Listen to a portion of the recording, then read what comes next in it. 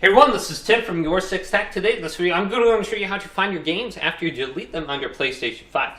So I'm going to go to this game right here, Quake 2, press options on it, and then go to delete. Now, how do you find this game again and how do you download it again?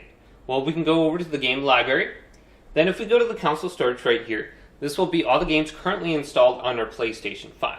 What we want to do is go up to the top with the D-pad, go to Your Collection.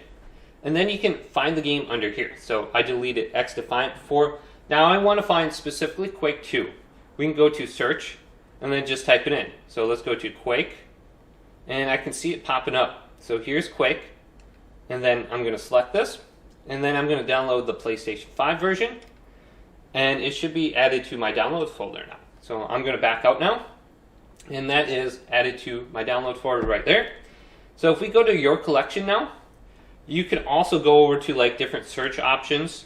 So if I want to go to like my most recent games or something like that, we can go on over to sort and filter, go to most recent, and then we can go to AZ, purchase date, etc. Or we can go through different filters right here.